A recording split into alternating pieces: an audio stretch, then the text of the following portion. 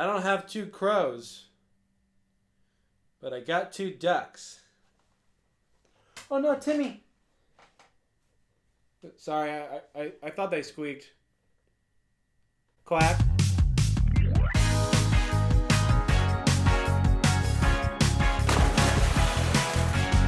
Hey everyone, and welcome to the Sandbox. Season 5 of Rick and Morty has come to a fantastic close, which means it's time to rank all 10 episodes from the worst to the best. I think overall this was a fairly average season for Rick and Morty, with some forgettable episodes, some gross episodes, and some that really stood out amongst the entire show. It feels good to have a steadier flow of episodes now that the show has a promising and long future ahead of it, but I do think that this season can certainly be outdone. Since many of you have been asking where I would place these Season 5 episodes in my full ranking, which if you have not seen that yet, you can click the link right up there. I'm going to give you an estimate at the end of each segment as to where I think they would fall in my full ranking. But I want to know what you guys thought about Season 5, so share your initial thoughts on the season down below in the comment section and give me your ranking if you have one. So with all of that said, let's get started. Starting at the bottom at number 10 is a Rick Convenient Mort. This was a hard one to place because on first watch, it felt very powerful. Morty goes through the many stages of a relationship, making sacrifices for Planetina, who in the end becomes someone that Morty does not recognize, leading to a tragic breakup. We see how much he feels his love for her, with him taking down her corrupt handlers and fighting with his own mother, and we also see how much he hurts when she leaves in the end. So while this episode is very strong thematically and has some great character work, the rest of the episode felt a bit stale and just flat out gross, with Rick and Summer traveling to 3 planets who are experiencing their own apocalypses just to F around and party. I understand that this shocking and gross humor is a part of the show, but it's my least favorite part, making this episode somewhat sufferable on rewatches for me, which is why I had to put it in the bottom. In terms of my full episode ranking for the entire show, I would probably have this towards the top of my bottom 10. Next up at number 9 is episode 4, Rick Dependent Spray. I thought this one was actually pretty funny. It probably had the funniest setup and opening scene of the entire season, and in contrast to a Rick Convenient Mort, this one was less focused on themes and more on a ridiculous plot and divisive humor, with them battling space sperm and tackling sexism once again. I thought this episode delivered a fun ride for what it is, but at the end of the day, I'm not really a fan of watching space sperm for 20 minutes or watching the government and military aid in creating a giant incest baby. But to each their own, I guess. There were certainly great jokes sprinkled throughout, but thematically, this one did not feel as rewarding as the previous episodes. And of the 51 episodes so far, I would probably have this around number 30. Coming in at number 8 is episode 5, A Morty Can Grick Feedy. This one felt like a very safe episode for Rick and Morty. It feels like we're back in season 2, but the show is also pulling punches. The humor certainly isn't all that memorable for me and would be completely forgotten if it weren't for Jerry making a complete fool of himself. How's that Tina Turner song you love go again? What's love, Dr. Doolittle? This episode, it kind of tackles what it is to be cool and or lame, and while the two plots going on achieve that theme in one way or another, and they both showcase some growth for our characters, this isn't an episode I was enjoying all that much on rewatch. But I will say that I definitely enjoyed the Hellbender characters. They portrayed a funny, philosophical dilemma of good being bad and bad being good, which is just a paradox way of saying that everything is as it is, so just accept it and move on. So at the end of the day, at least this episode can give us a message that I can get behind, in that hating others is really what's lame. And in terms of my full ranking, I would probably have this one around number 25. But coming in ahead of it at number 7 is episode 2, Mortyplicity. This one felt like a letdown after the season's premiere, not really giving us a story that we can follow or really get behind, but on rewatch, it gets a whole lot better. It's basically a different episode. If you haven't watched it other than the first time it came out, I highly recommend revisiting it.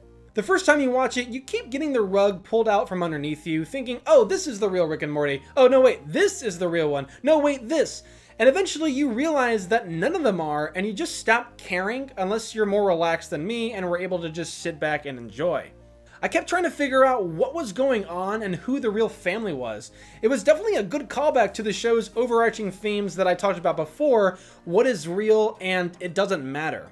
So on one hand, I think this episode may have been more fun for the creators to write than it was for us to watch the first time around, but on the other hand, it's a bunch of Rick and Mortys trying to one-up each other and prove that they're the real family and not the decoys, and that's just a hell of a good time. Somehow they were able to turn that little gimmick into an actual story, and however increasingly complex that story becomes, it still remains fun once you just sit back and let go. Moving on to number 6 is episode 7, Gotron Jerrysis Rick Vangelion. I would probably place this and Mortyplicity somewhere between number 25 and 20, and with more rewatches, it's possible I warm up to them even more and they break top 20, or they lose their charm and they drop even more. Gotron is a well done episode, playing off those mob boss films with the narrator spelling out the moves and counter moves, but this episode elevates it a bit, throwing in some good diversions and solid jokes. I will say though that this episode is highly dependent on references and callbacks, so its humor will vary depending on if you catch them or not. The main reason I had this one at the top of my bottom 5 is because I love the character growth that is portrayed here. It's basically a sequel episode to Rick Dependent Spray and a Morty Can Graffiti, with Summer meeting her giant incest baby, and Rick showing that he learned that being lame is cool if you own it. Obviously, we predicted that might happen, which is why we have Yo-Yo Rick on standby. Anybody got beef with Yo-Yo? That's good. Some people think he's lame, but to me, he's lame in a cool way because he owns it. Cool. That concludes business. I love it when the show has these moments of connectivity, and while this episode isn't the best of the season, it is one I can see myself warming up to more and more upon rewatches. Next up at number 5 is episode 9, Forgetting Sarek Mortshell. This is a pretty straightforward episode with Morty finding a friend who was also backstabbed and tortured by Rick after Rick kicks him to the curb in exchange for 2 crows. Morty proceeds on his little side adventure to fully mobilize his ambitions, while Rick learns empathy from these 2 crows.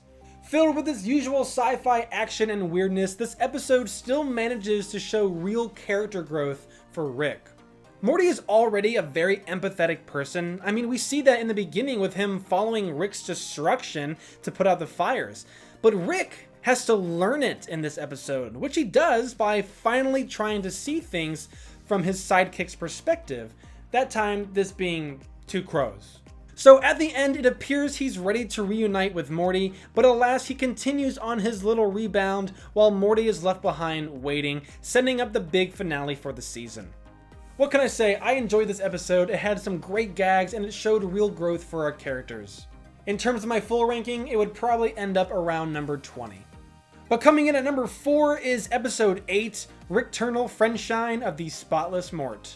This is a very self-aware episode with Rick flat out saying that they're trying to replicate the magic from Pickle Rick. And honestly, it kind of achieved that. I don't find Pickle Rick to be the funniest Rick and Morty episode. I enjoy it more for the plot and character growth, and I think that's what this episode delivered as well. There is some good humor here, but its main purpose is to resurrect Bird Person while building upon the lore of their friendship with the rebellion at Blood Ridge and Bird Person's daughter. Hey! Oh. We also get to see a memory version of Rick, which is how rehabilitated Bird Person sees Rick in his mind, and we learn that Rick's real daughter from his timeline is indeed dead, confirming a long-lived fan theory. You're one of those creeps who moves in with abandoned adult Beths. It's more complicated than that. You live with a version of our dead daughter. It better be. Get off your high horse, Lone Ranger. I'm you. There's great action, great themes and emotion, and while there are times where I thought the show was trying a bit too hard, at least they swung for the fences and delivered an awesome episode. In terms of my full ranking, I would have this one around number 15. Kicking off my top 3 is the season finale, Rick Morai Crow. Finally deciding to give us some answers like what Evil Morty's plan actually is and Rick's actual backstory, this episode is equipped with some major revelations, but the reason it isn't higher than number 3 is because parts of it felt anticlimactic, showing us that they know what we fans want, but deciding not to give it to us anyways. But I do think it's possible this one becomes an even better episode in the future, so long as they revisit Evil Morty and show us where he went after going into his own little portal. I personally don't think they're quite done with him yet, but I do think it's possible that they're shelving him for now. Besides all that, this episode also further explores Rick and Morty's relationship, which appears to be a byproduct of some twisted capitalistic project. Rick just wants to turn a new leaf and move on, his go-to excuse when he's caught lying, but Morty doesn't want to just move on, he wants to progress. He holds Rick accountable but also doesn't give up on him. It's a touching emotional arc after the events of Rick and his 2 crows, making this episode more than just a reveal-heavy one with big twists and awesome action. But taking my runner-up spot is the season premiere Mort Dinner Rick Andre. This is how you start a season. It feels like classic Rick and Morty with a seemingly straightforward plot featuring some absurd character or premise, but that quickly becomes something truly unique, memorable, and wacky. This episode builds upon Rick's character, introducing his old nemesis who he thinks he's outgrown, but also gives him the moral and literal beatdown. Destroy the horn! What the hell, You were Summer? supposed to destroy the horn! We also see Morty partake in his own wacky adventure, which sets up his matured character for the season, and we also finally get to see him get his shot with Jessica, as shortly-lived as it was. I loved the humor here, I loved Morty's side quest, and I even loved Beth and Jerry's gross, cringy subplot. I hope we get to see more of Jessica down the line, and I'm definitely looking forward to seeing Mr. Nimbus once again. So how can he... Jesus, Summer. He's Mr. Nimbus. He controls the police. And lastly, my number 1 is episode 6, Rick and Morty's Thanksploitation Spectacular. Although it was a few months too early for a Thanksgiving episode, I am exceedingly thankful that we got it. You guys know I'm a huge sucker for episodes that highlight Rick's rivalry with the president, and this one delivers such a solid and hilarious episode filled with national conspiracies, strong themes, and a ridiculous premise of Rick turning himself into a turkey to get a presidential pardon. I don't know who came up with that idea, but give him a raise. It just perfectly embodies what this show is all about, and what makes it better is the fact that Rick has done this before. Hands are tied, sweetie. I have to turn myself into a turkey and trick the president into giving me a presidential turkey pardon. Again? This episode delivers great sci-fi action and story, and it even offers the appropriate lesson of settling your differences to achieve a shared goal. I love this episode, and you can be sure that I will be watching it again this Thanksgiving. And in terms of my full ranking, it easily makes my top 10 and possibly even my top 5.